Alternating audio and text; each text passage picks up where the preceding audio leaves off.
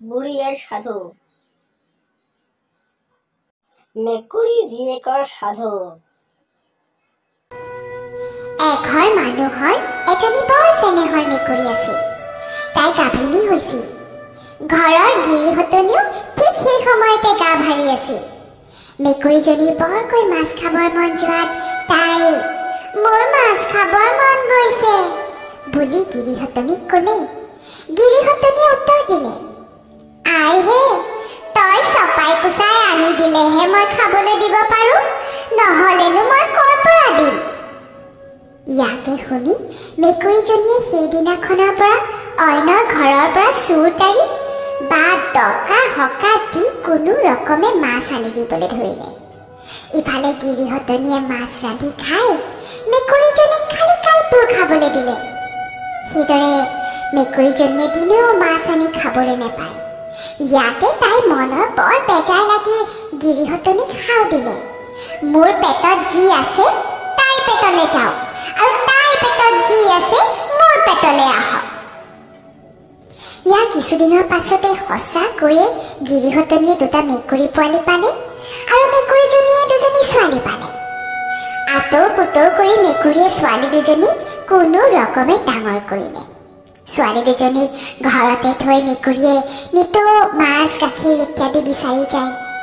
ছোৱালী দুজনী জনা হলত সিহঁতে এদিন মাকক ক'লে, আই, তুমি যদি গাঁৱলৈ যাওঁতে কোনোবাই মাৰি থয় তেনেহ'লে আমি কেনেকৈ জানিম আৰু কি কৰিম? তেতিয়া মাকে এজোপা তুলসী আৰু তাৰ ওচৰতে এমলা গাখীৰ থৈ ক'লে, যদি মোক কোনোবাই মাৰে তেন্তে এই তুলসী জুপি জয় পৰিব আৰু গাখীৰ মলা ক'লা হ'ব, তেতিয়া তহঁতে মোক বিচাৰি যাবি। ইয়াৰ দিন বিয়েকৰ পিছত তুলসীজোপা জয় পৰিল, গাখীৰ মলা কেহৰাজ বৰণীয়া হ'ল। তেতিয়া মাকৰ কি হ'ল বুলি জানি কান্দি কাটি ছোৱালী দুজনীয়ে মাকক বিচাৰি গ'ল। সিহঁতে ভালেমান দূৰকৈ ভনীয়েকৰ পিয়াহ লাগিলত পানী বিচাৰি যাওঁতে আগত এখন নৈ পালেগৈ। নৈ গৰাতে ভনীয়েকক থৈ বায়েকে পানী আনিবলৈ নামি গ'ল। তাই আজলিয়ে নিজে খাই ভনীয়েকলৈ পানী আনিবলৈ ধৰাত পানী শুকাই গ'ল, আৰু জলকোঁৱৰে মাত লগালে, যদি তোমাৰ হাতৰ আঙুঠিটো মোক দিব পাৰা তেন্তে তুমি পানী নিব পাৰা। ভনীয়েকতকৈ আঙুঠিটো কি ডাঙৰ বস্তু, এইবুলি বায়েকে আঙুঠিটো দি পানী আনিলে। ভনীয়েকে পানী খাই বায়েকক আকৌ আঙুঠিটো আনিবলৈ পঠিয়াই দিলে। এইবাৰ বায়েক পানীত নামোতেই জলকোঁৱৰে তাইক ধৰি নিলে। বায়েকক নিয়া দেখি ভনীয়েকে বামতে বহি হিয়া মূৰ ভুকুৱাই কান্দিবলৈ ধৰিলে।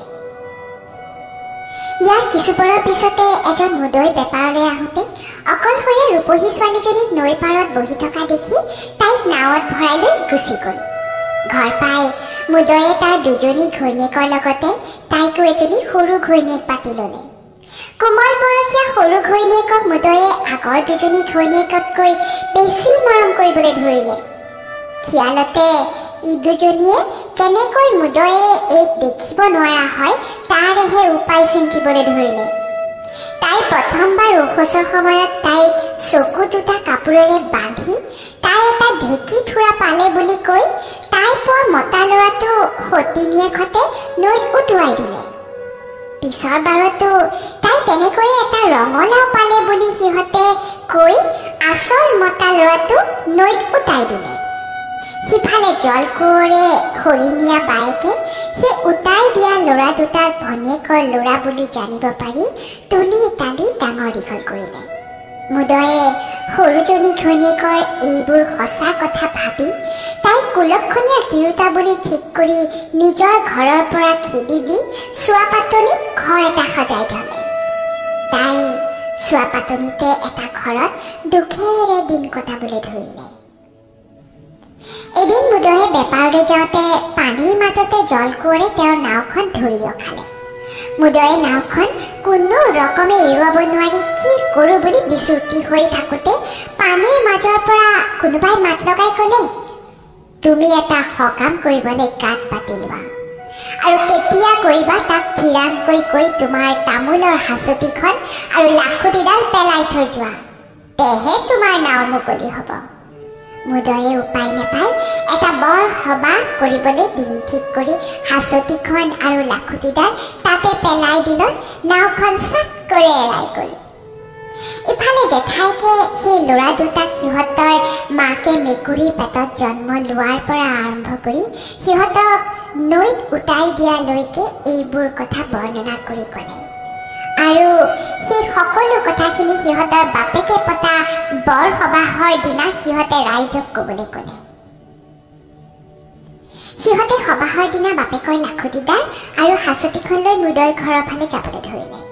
পোনে গৈ সিহঁতে চোৱাপাতনিত থকা মাকক আই বুলি মাতি এটুপি পানী খাবলৈ খুজিলত সিহঁতে চুপতি মৰা বুলি মাকে ভাবি ক'বলৈ ধৰিলে, মোক কিয় বেমোচালি কৰিছ হওৱা, সবাহলৈ মানুহ আহিছে, তালৈ যা আৰু যি খাওক খাগৈ। তেতিয়া সিহঁতে সকলোখিনি কথা মাকৰ আগত ভাঙি কৈ চিনাকি দি তাতে অলপ জিৰাই সতাই সবাহলৈ গ'ল। সবাহত মানুহ দিহা দিহি বহিছে। এনেতে খবৰ ওলাল যে চোৱাপাতনিত থকা মানুহজনীৰ তাত খাই বৈ দুজন মানুহ সবাহত বহিছিল। যেতিয়া এই কথা জনাজাত হ'ল তেতিয়া ৰাইজৰ পৰা বিচাৰ হ'ল যে সেই মানুহ দুজনে সবাহৰ মাজত ওলাই নিজৰ চিনাকি দিব লাগে। কথাষাৰ শুনা মাত্ৰকে দুই ককাই ভায়েকে গীত কৰি উঠি মাত লগালে যে আমি য'ত সোমাইছিলো তেওঁ আমাৰ আই। তেতিয়া ৰাইজে এই বিষয়ে কি জানা বুলি মুদৈক সোধাত মুদৈয়ে একোকে ক'ব নোৱাৰিলে।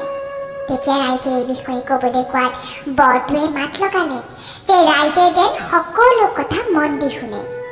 এই বুলি সকলো কথা ভাঙি পাতি সি ক'বলৈ ধৰিলে আৰু মুদৈ হাঁচতিখন আৰু লাখুটিডাল ৰাইজৰ আগত উলিয়াই দি সিহঁতৰ কথা সঁচা বুলি প্ৰমাণ কৰিলে।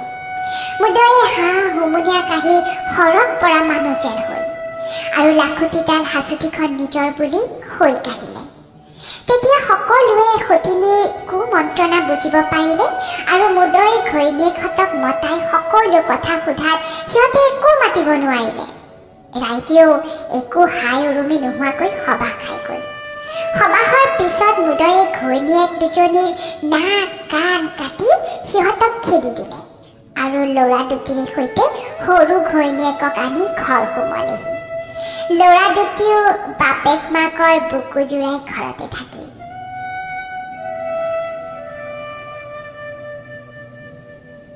সাধুটো কেনে পালা লাইক কমেণ্ট শ্বেয়াৰ কৰি জনাব, লগতে ছাবস্ক্ৰাইব ক্লিক কৰি দিব আৰু মোৰ টেলিগ্ৰাম চেনেলটো যাওক আৰু সাধু কথাবোৰ ডাউনলোড কৰক।